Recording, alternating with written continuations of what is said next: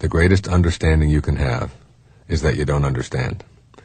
And spending your life and your energy and your relationships on trying to always be understood and have someone else agree with you and understand you is one sure way to make sure that you're going to be a victim for the duration of that relationship. You don't have to prove yourself.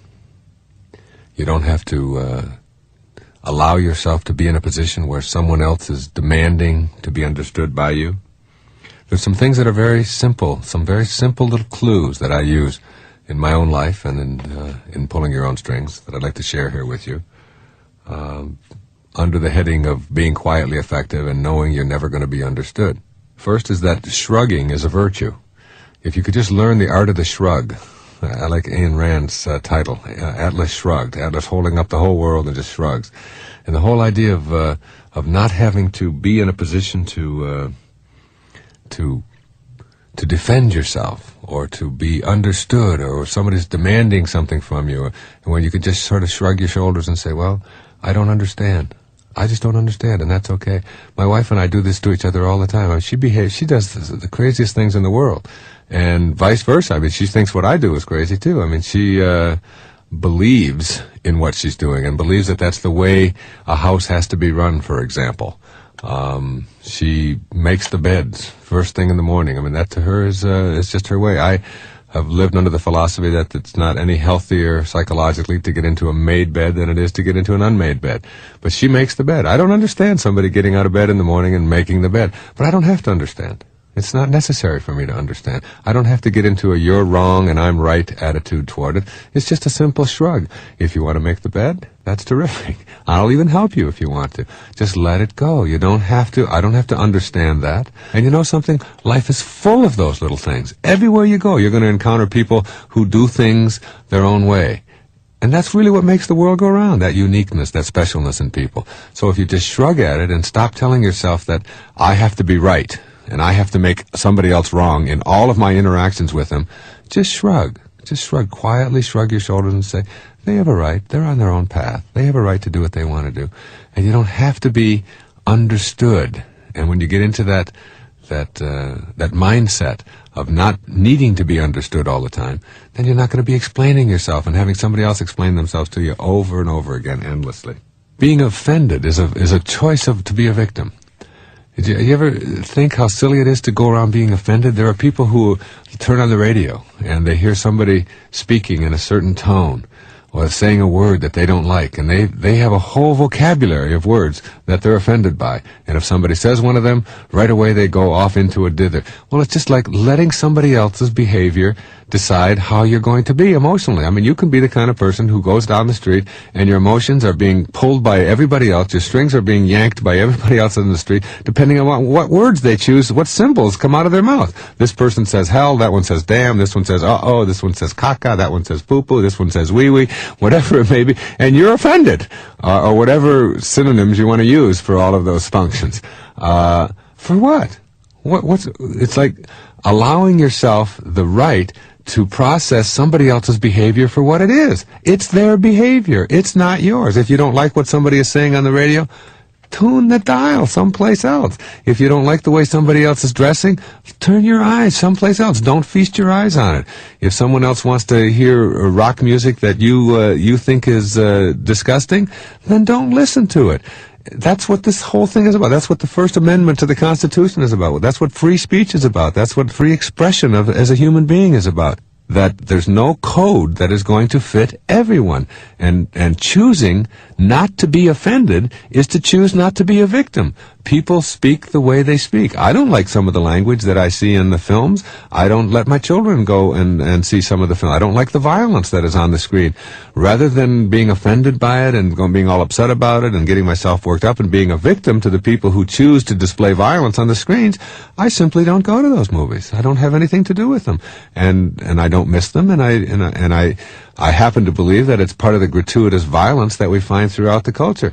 But I'm doing what I can to eliminate that. But being offended by it, being upset by it, it's as silly as being offended by starvation. Starvation is a part of what the universe is about. And so is my desire to change it and to improve it. That's just as important. And that's what I go with. I go with what I'm for, rather than what I'm against. Everything that you're against weakens you. Everything that you're for empowers you. So the question is, do you want to be empowered or do you want to be weakened? Everything you fight, you'll be weaker for the effort. Everything that you're for will empower you. When they asked Mother Teresa if she would march against the war in Vietnam in 1967, she said, no, I won't. She said, but if you have a march for peace, I'll be there. What goes around truly does come around. The more you give away and do everything that you do in the service of others, the more that seems to come back. The cycle of real magic takes root. This lesson of prosperity applies to all fields of endeavor. When I was boarding an airplane early one time, I overheard the sarcastic voice of a flight attendant saying, "Here come the animals." I knew it was only a matter of time until that organization perished from a scarcity of passengers. Sure enough, they've gone into bankruptcy. Employees need to know in their souls that they are privileged to serve those who are willing to give of their income to use the service. But I'm not talking to an organization, I'm talking to you. You can shift your consciousness all you want, but you must also shift the emphasis of what you do from results to purpose. Try it. Shift for a 1-month period of time and see if miracles don't start showing up in your life. The less you need to force this new way of being on yourself, the easier it becomes to let it be the guiding principle of your life. It is about allowing your natural self to flow peacefully and knowing your bliss comes from giving and not getting. Letting yourself just flow is a concept you will want to become quite familiar with as you begin to allow the prosperity that you desire in your life. Earlier in this tape, I discussed how everything seems to work perfectly in our lives when we are inspired. Flow is that kind of an inspiration, one so powerful that all obstacles seem to be removed, and we are in love with what we are doing so much that it seems to just flow without any effort from us at all.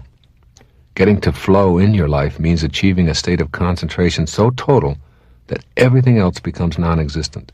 People who experience prosperity in their lives know how to achieve this magnificent state, wherein their activities, instead of being a tedious set of chores to finish, become more like a meditation, only they are active and involved rather than sitting quietly. Getting to this zone, you are literally watching your body do things that are incredible. You are experiencing magnificent joy or bliss, and nothing can get in your way.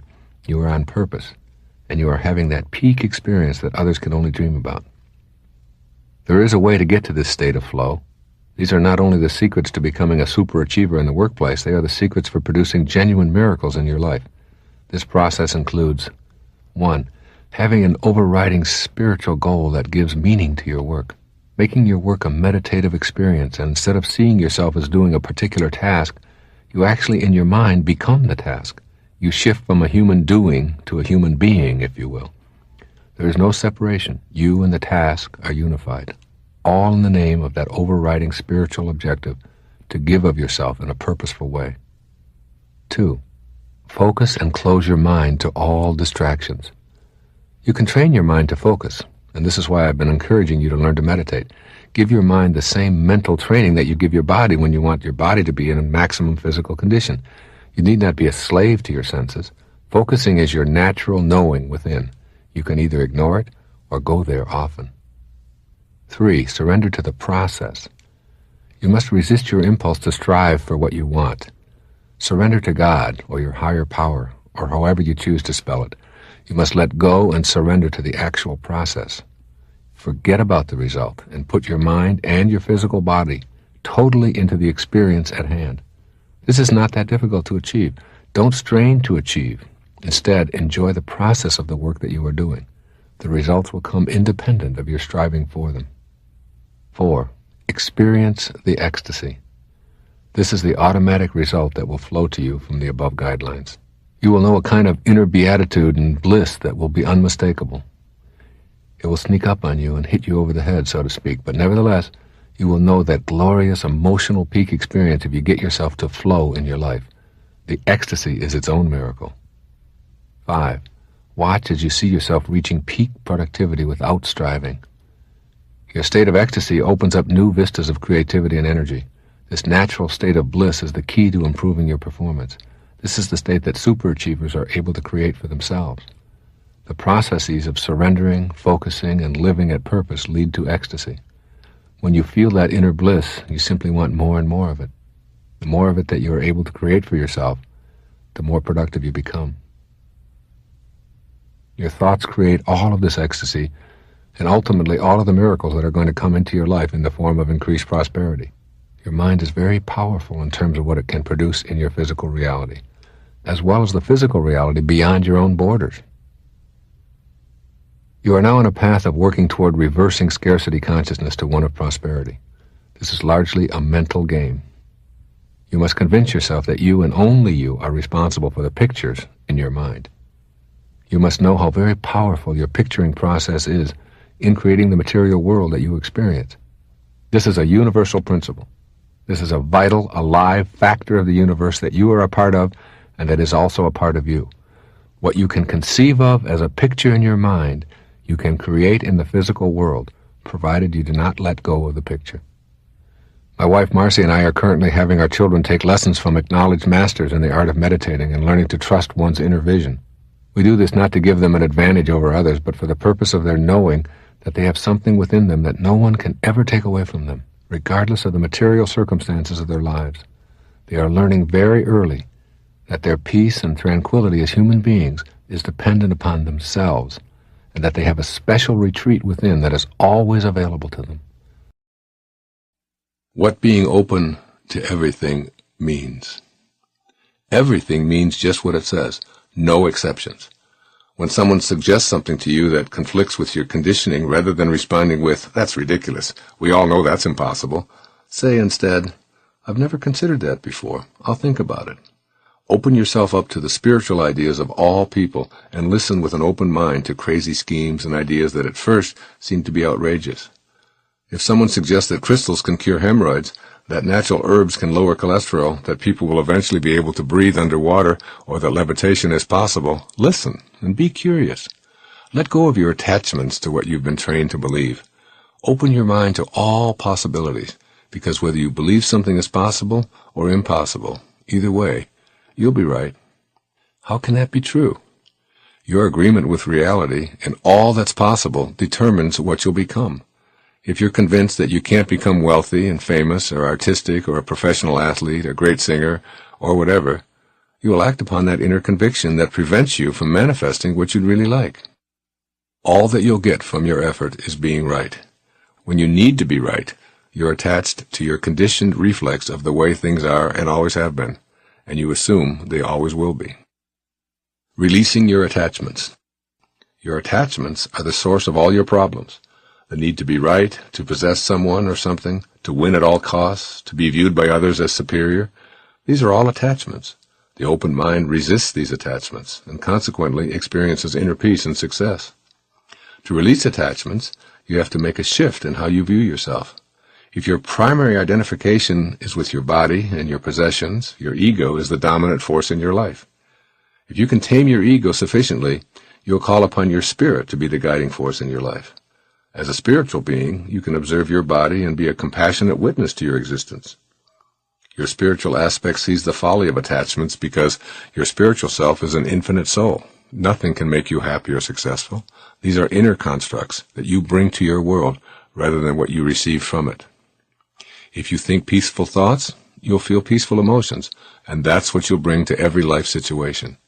If you're attached to being right or absolutely need something in order to be at peace or to be successful, you'll live a life of striving, yet never arriving. It's possible to have a burning desire yet not have attachments. You can have an inner vision of what you intend to manifest and still detach yourself from the outcome. How? Consider this observation in A Course in Miracles. Infinite patience produces immediate results. It sounds like a paradox, doesn't it?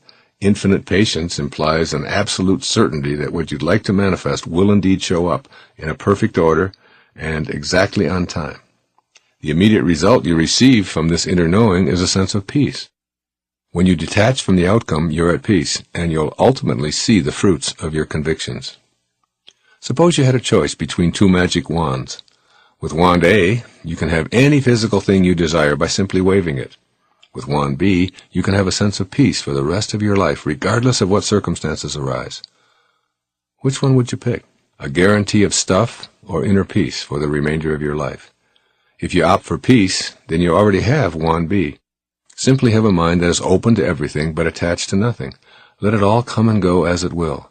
Enjoy it all, but never make your happiness or success dependent on an attachment to anything, any place, and particularly any person. In all of your relationships, if you can love someone enough to allow them to be exactly what they choose to be, without any expectations or attachments from you, you'll know true peace in your lifetime.